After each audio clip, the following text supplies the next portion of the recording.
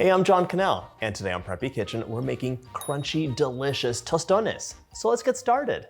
First off, a little bit about the plantains. You have two choices here, tostones or maduros. So tostones are gonna be crunchy, salty, like amazing chips that you can make. Maduros are the same exact thing, but you're using a sweet plantain. This is unripe, it's green. This is pretty ripe, although it can be all the way black and super soft and sweet. We're gonna make both of them today, and I want you to see the difference. So I cannot believe that this is the very first time that I am using plantains on the channel. I'm actually shocked when I found out, just because I love plantains. They are delicious and so versatile. This guy is very unripe, so when they're not ripe, the skin does stick. So you have to score the edges. Tostones, like I said before, are chips, basically. They're wonderful on their own. They're vehicles for sauce, and they're so easy to make that you're gonna become addicted to these. If you use the ripe plantains, those are like sweet and amazing too, but I don't know. Some people like to argue which is better. So if you wanna do that, let me know in the comments. I like both of them.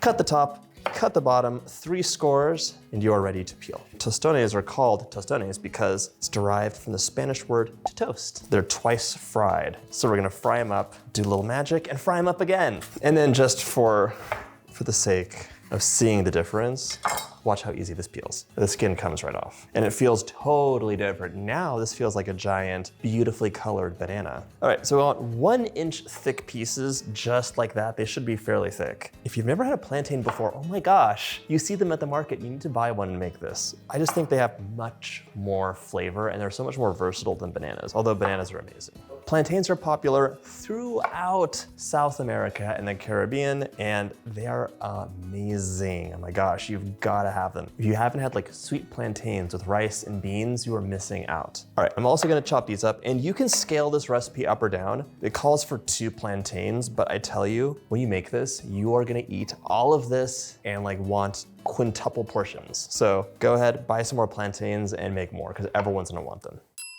So now you want about 2 cups of water. It does not have to be exact. We're gonna soak our plantains in a solution of water and salt. I'll tell you why in a second. I'm making 2 batches and I'm keeping them separate so I don't get confused. The small bowl are for the ripe plantains and the big bowl is for the unripe. 2 teaspoons of salt here. Every recipe calls for you to soak your plantains in salt and water. Sometimes you can add lime juice too, if you feel like it. No one tells you why, but I went back to my science teacher memories and I realized that if you have salt, like a solution of salt on one side and something else on the other side, water will go out to kind of try and even out the environment. Anyway, so I think that the water is gonna like seep out of the plantain, and when we fry them, it'll give you a crispy plantain. So everyone wants things to be crispy. You're just trying to get some of the moisture out. Oh my gosh, these feel so different. We need to give our plantains at least 10 minutes to soak, could be up to 30. In the meantime, we're gonna make an amazing sauce.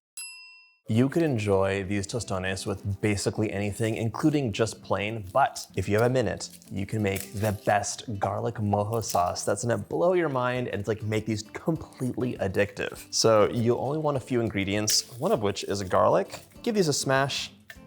Skin comes right off, it's really easy. You can make this in a blender, you could make this with a mortar and pestle, or you could even make this, like I am, with a mini food processor. I'm adding in about 1/3 cup of olive oil. I also want 1/2 cup of cilantro leaves. You can get rid of most of the stems, but it doesn't really matter. It's all gonna get chopped up. I'm adding a pinch of salt now to get it started. I'm adding just a bit of lime zest into this because I can't help myself. And now we're gonna add the juice of 2 juicy limes.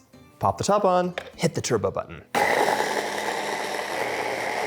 Okay, this has a beautiful emerald color. It's just garlic, cilantro, lime, and olive oil with a little bit of salt, but those flavors together are pure magic, and I love the color too. My sauce is made, my plantains have soaked, and now we're gonna add 1/2 inch of oil into a large skillet. There we go. Medium-high heat. And now I'm going to be patting my plantains dry. Soaking them also gives you a chance to avoid oxidation so they don't change color. It rinses off any kind of like sappy moments the plantains might have. I'm gonna fry these up in 2 batches because I'm keeping them separate for our test. You want your oil to be hot but not smoking. It should be 325 to 335 if you're breaking your thermometer out. Okay, we're gonna add these in right now. And the deal with these is they're double fried. So we give them a fry, give them a magical flattening step, and then we fry them again. If you're not using a thermometer, which is totally fine, it should bubble, but not super vigorously. So if it looks like it's getting too hot and it's like going crazy with the bubbles, just take the heat down. This is a nice, soft, rolling little bubble. These will cook for about 3 to 4 minutes until they're like lightly golden. And these guys right now are the Tostones. They are the unripe bananas. If you could feel them, they feel so different, not at all slimy like the ripe ones do. These are nice and golden, so I'm gonna flip them over. You're gonna see a little bit of browning and that's totally fine. So right now I'm gonna take these guys out, plop them onto my paper just to drain a bit. If you're making like a big batch of Tostones, or if you're making these and you're kind of just busy, you can stop and hold them at this stage and then go on to the next step later when you're ready to eat. Because these are best fresh, but right now you're at a nice stopping point before the second fry. Repeat those same steps for your next batch. If you're not doubling or tripling this recipe, I kind of think you shouldn't tell anyone you're making these because you will eat the entire batch yourself and you will not want to share. This is a fair warning to you. I kind of want to do a whole series where I recreate some of my favorite recipes that I used to enjoy at restaurants in Los Angeles that just aren't available here. These plantains are bringing back a lot of delicious memories. Oh my gosh, there's one Brazilian, it's like fried, no, it's like a cheesy ball, pão de queijo? I don't know, I cannot say anything in Portuguese and do it justice, but they're little Brazilian puff balls that are cheesy and amazing. Okay, these guys are looking good too, so we're gonna drain them out now. Transfer your plantains onto a sheet of parchment paper and grab a flat bottomed glass. We're gonna smash these up. So just press, and now you have a wonderful chip. Oh my gosh, I can't wait. Some people tell you to do this in plastic, and that's just not a good idea because oftentimes these are warm and you just don't need it. Give it a smash. And then once they're all smashed, they're ready for their second fry.